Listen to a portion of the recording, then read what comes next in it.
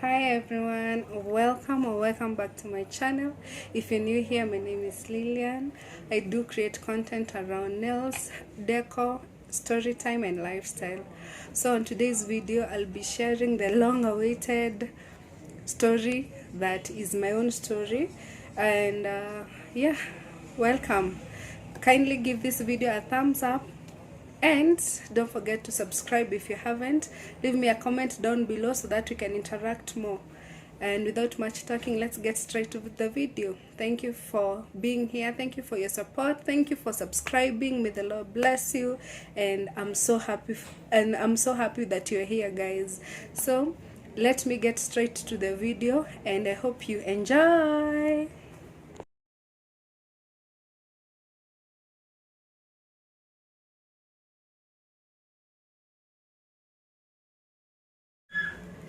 So growing up, I was born in August 1990, August 16 to be precise. So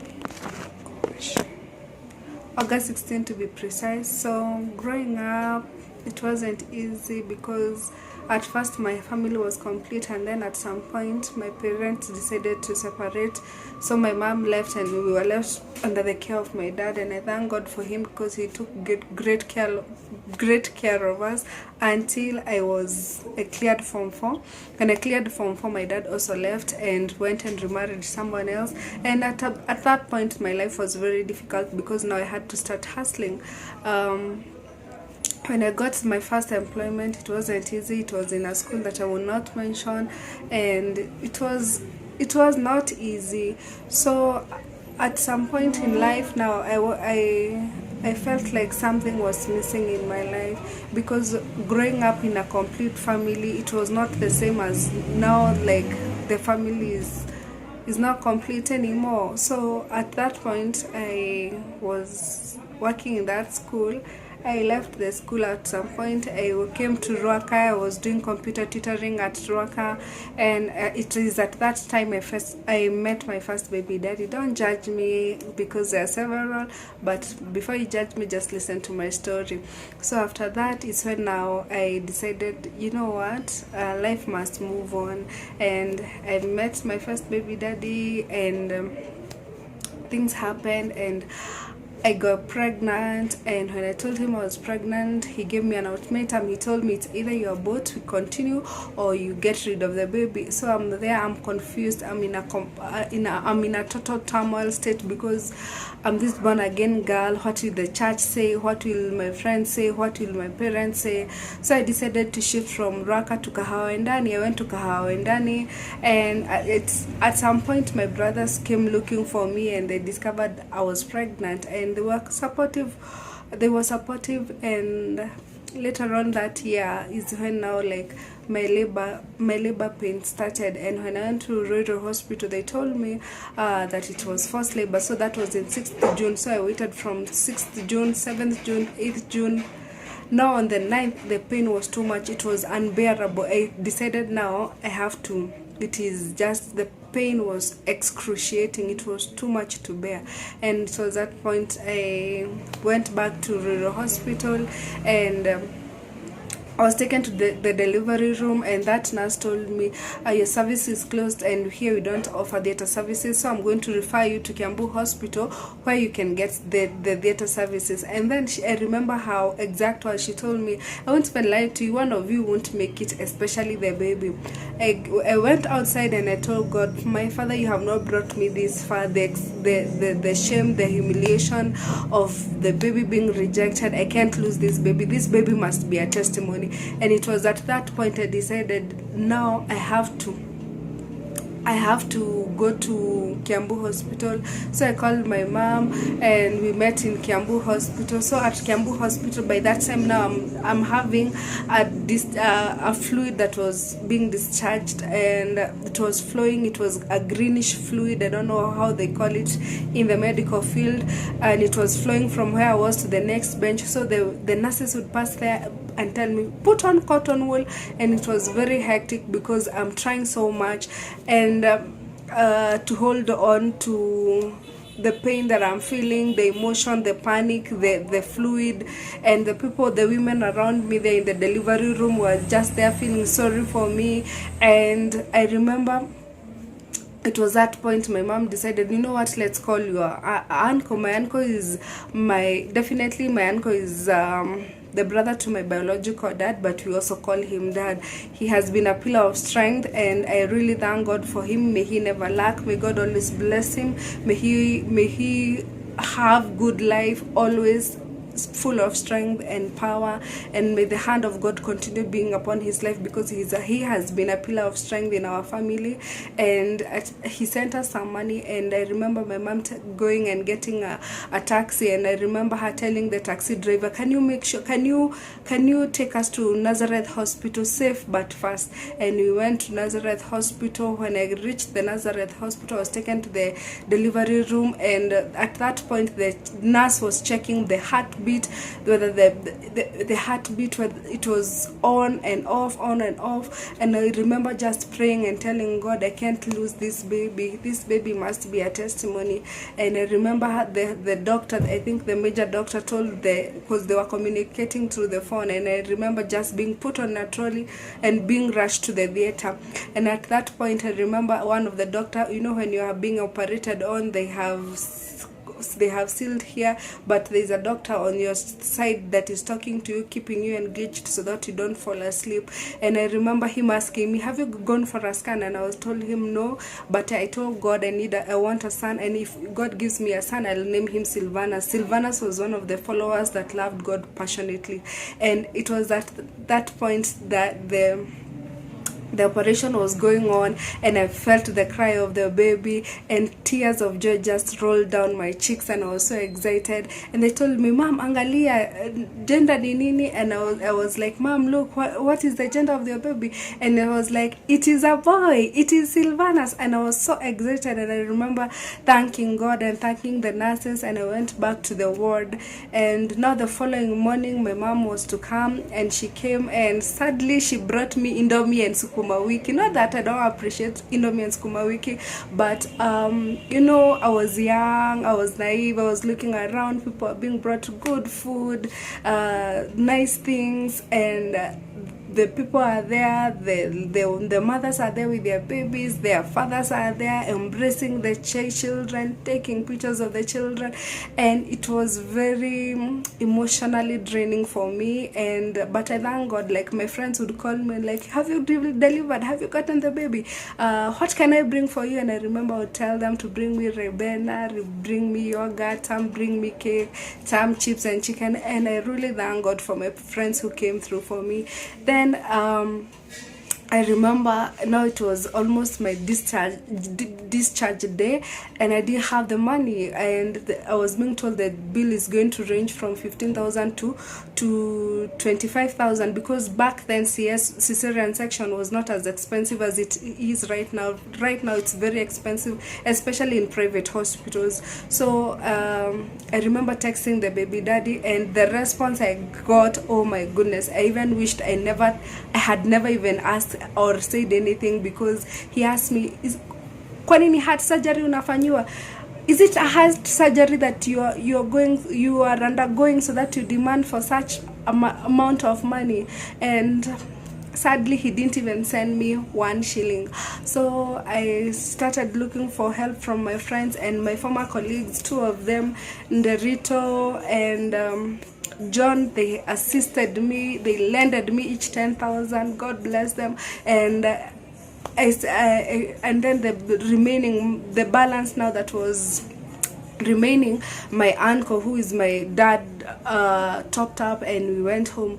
Now going home now, that was another series of emotional distress, because I remember my baby was a heavy feeder, and I wasn't feeding properly. The baby was just crying, and I was being made to feel like I have done the worst mistake of my life. I was being made to feel like it was the end of the world. By the way, parents, kindly just be kind to your children. Even if they get children at a young age, just be loving and kind towards them. Don't give them harsh words. Don't tell them things that will hurt them. Like, those words hurt like even forever, because it takes just so much grace to heal from such wounds. And that's why some of us, we need to unlearn the things we have learned from our parents, and some things we need to unhear. The curses that have been spoken against our lives, we need to unhear them, and we need to nullify those curses in the name of Jesus. And it was at that point I decided, you know what, I better go back to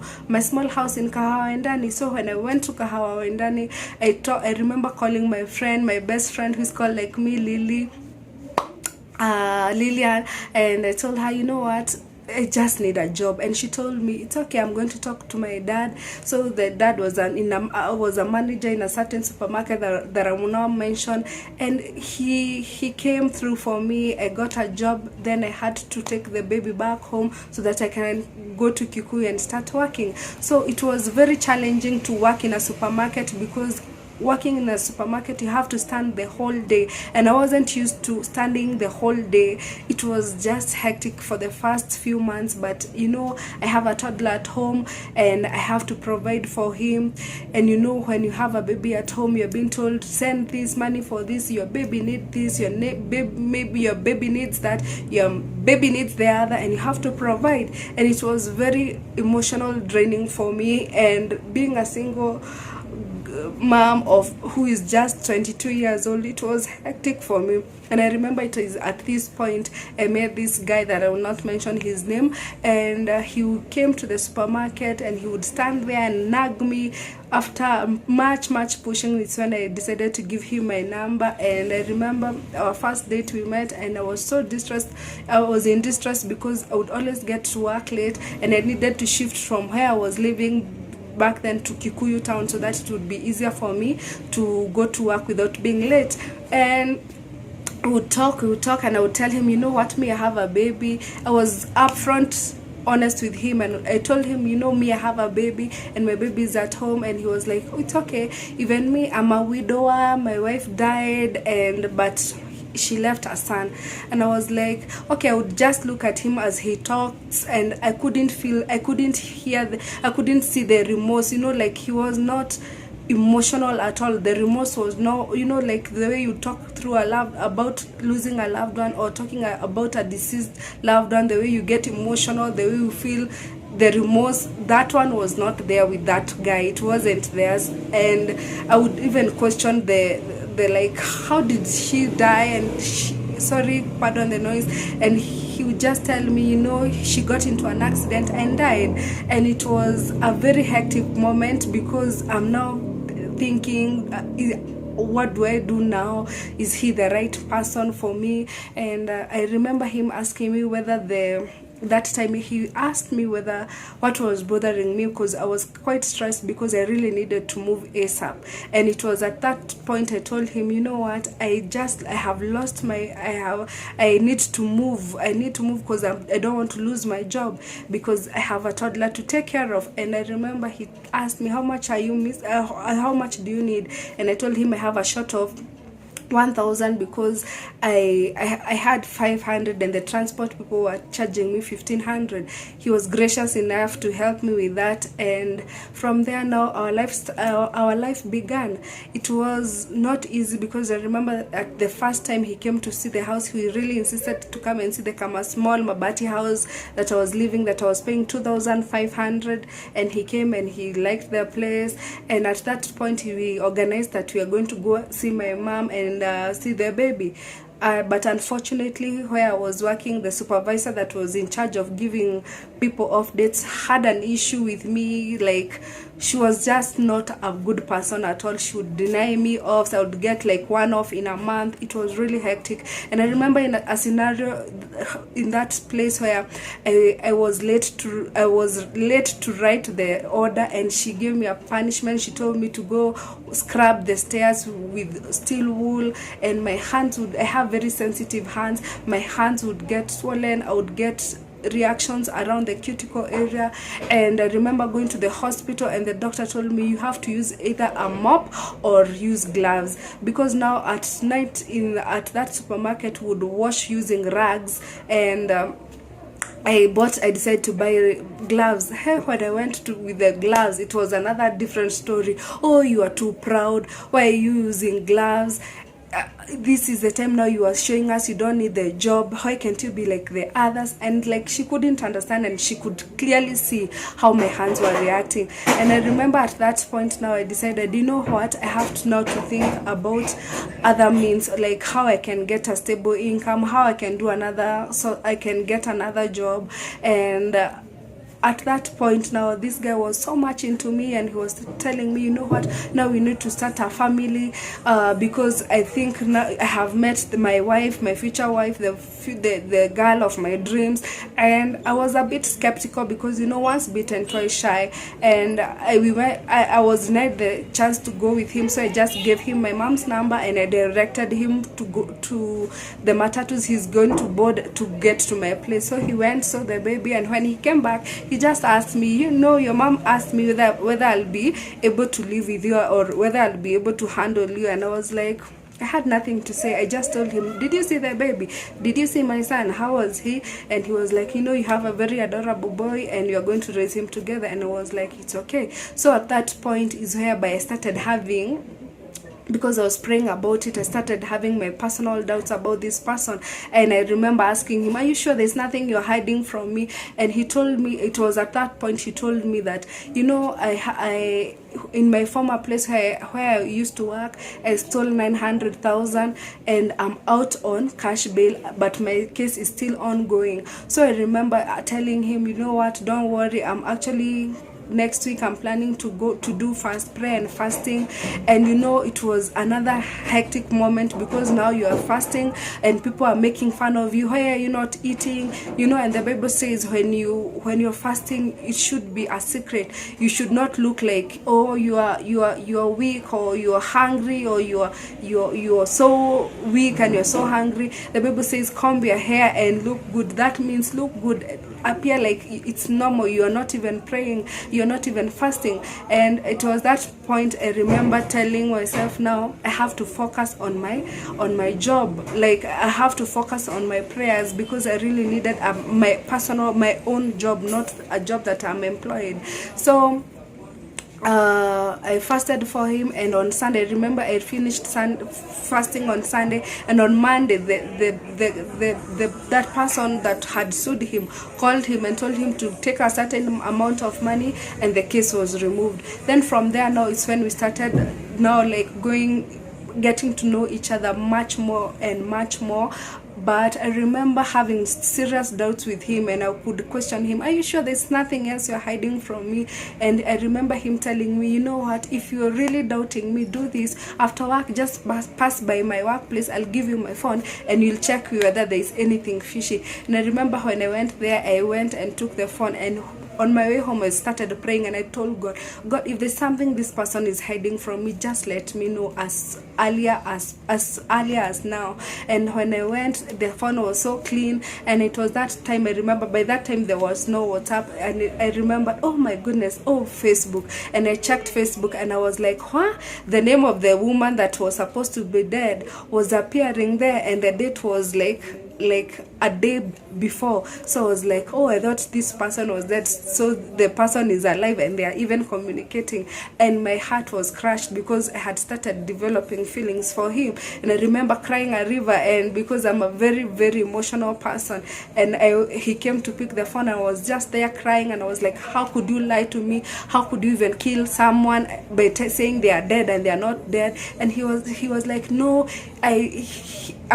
she doesn't even love me, she wants to go back to Dubai. And I'm like, no, me, I'm not a husband snatcher, you just go back to your wife and I'm done.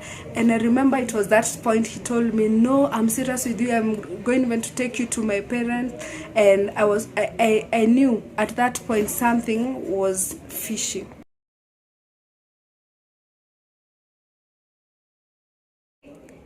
Then I remember that time, I took the phone. I took the initiative to call that lady, and I told her, you know what, don't go to Dubai, kindly think about your son and think about your husband. And she told me, who the hell do you think you are to call me and tell me what to do with my life? I was like, oh, it's okay.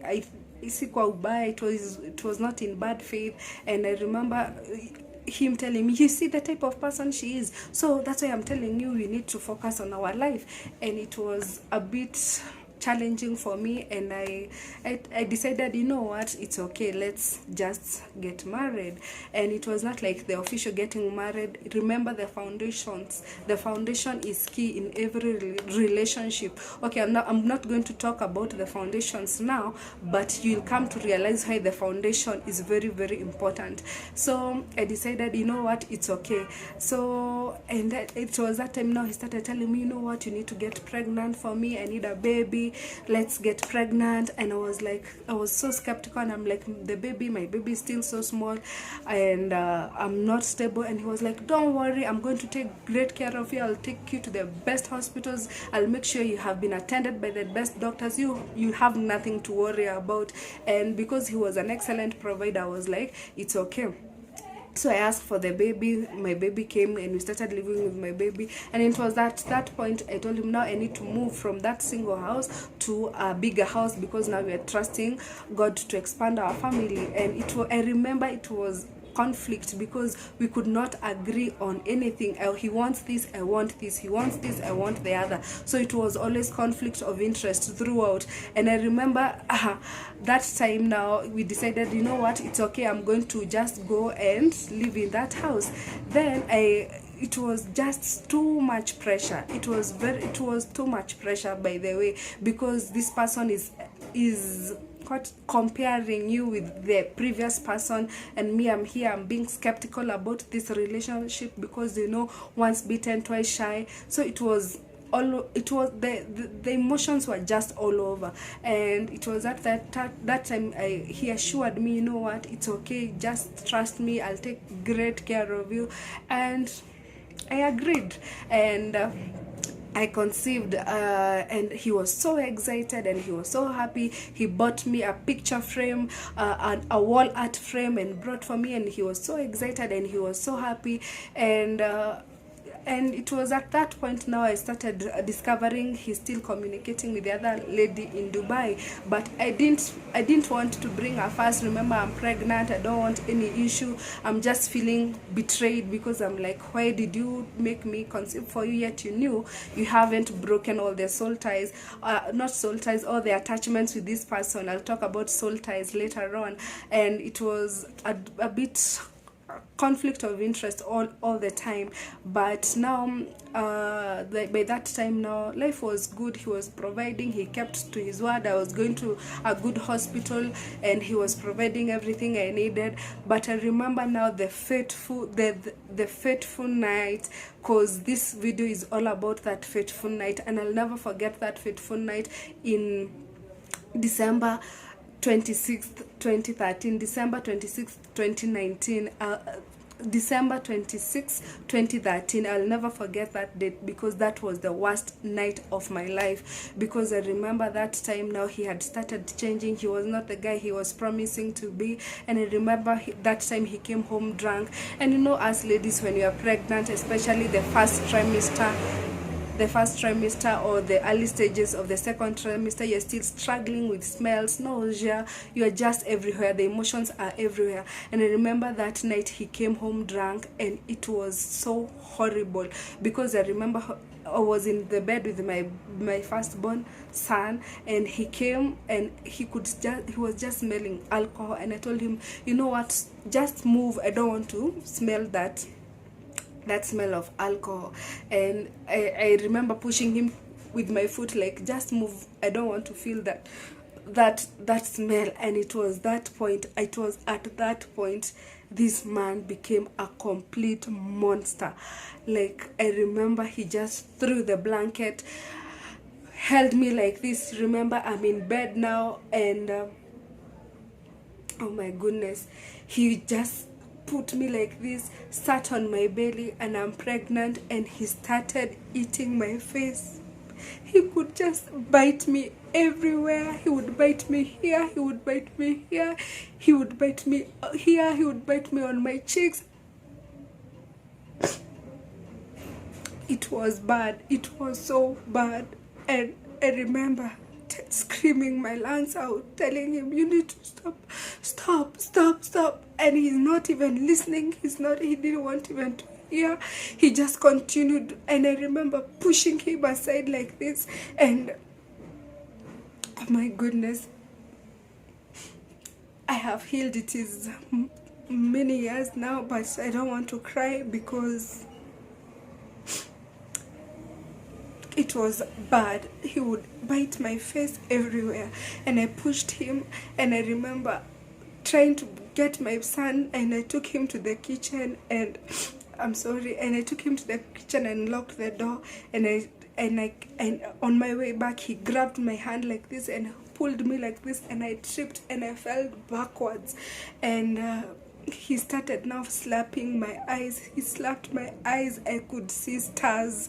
It was bad. I'll insert a picture here so that you can see how inflamed my eyes were. And he continued beating me, and I was just helpless, and I screamed, and he couldn't move. He was too strong for me to move him this time round, because I'm just becoming weak and weak and weak. And I remember it was at that point I moved. He moved, and I moved back to the bedroom. I grabbed my phone. I called my uncle who is in Juja, who is my other dad. And it was that point my dad sent policemen to come to my house. And when those policemen came, I remember they were like, well, what is wrong with you? We were drinking with you there in the bar. You have come to beat your wife. What is wrong with you? And the guy was just there explaining things, and they were just laughing, and the policeman left. So I went and looked at myself in the mirror, and I couldn't believe my eyes. I couldn't believe what he had done to my face. My face was so disfigured. I had bite marks all over, and I told myself, if the policeman could not do anything, I'm going to do something. I went and I boiled water with an electric jug and said to myself, he has done this to my face, I'm going to burn his face. And you know, I went, boiled the water, and when the water had boiled, I went to the bedroom that he had locked himself. I knocked and I asked him, open, I want us to talk. And he couldn't. He opened the door, and then he spotted the jug, and I told him, it's me, you have done this to my face, I'm also going to burn you. And I pulled the jug like this, but he blocked with the door, and just a little amount of hot water burnt his toe. And at that time now, he became like now a wild animal. He was like, ni mimi unataka kunichoma, you want to burn me, I'm going to show you. He started beating me, punching me everywhere, scratching me, and it was horrible. That time it was horrible. Now I was helpless. I couldn't even move him. And I remember just calling Jesus, Jesus help me, Jesus help me, Jesus help me. And from nowhere, he just stood and went and locked himself in the other bedroom. I went, locked myself in the bedroom where my son was. I pulled that thing that we used to hang clothes, and I pulled it so that it could cover the door, and I went. And I remember that time telling God, I need peace and I need to sleep. I couldn't sleep. I was crying my eyes out because of the pain. I was feeling a burning sensation. I don't know whether you guys know how painful bite marks are. I don't know whether someone has ever beaten you, and you know, this is now not even anywhere on the body, it is on the face, and the marks are so painful. Like, I was just in so much pain. I don't even have the words to explain. But the following morning, now he came and he was like, what happened to you? Come I wash you, come I bathe you, I take you to the hospital. And I was like, I couldn't believe my ears. I could not believe my ears. So you are telling me you don't even know what you did? So went to the hospital and they refused to treat me, and they told me to first go take a P3 for him, and I went, took a P3, and then I came back, and the nurse was so angry. She was like, how can you do this to her? What has she done to you so that you do this to her? Can you first take her to the scan so that we can check if the baby is okay? And I remember going to the scan, and the baby was fine, I thank God. And by that time I had called my mom, I had called my brothers, I had called, you know, some of my friends, and my mom came. And I remember at that time she was so angry, and you know, my mom my mom is a strong woman, I must admit, and she was ready to fight him. You know, she was like, what is this that she has done to you, that you have eaten her face like this? What is it that you couldn't wait, or you couldn't talk, or you couldn't tell her to go back to her home?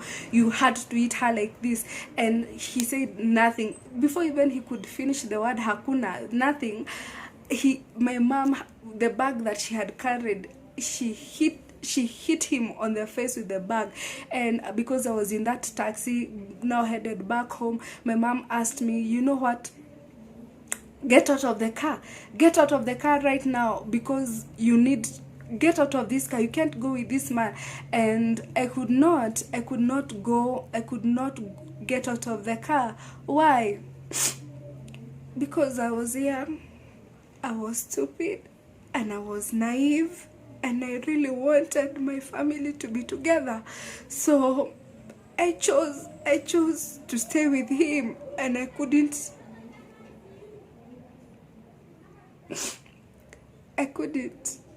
I just couldn't. It was that bad.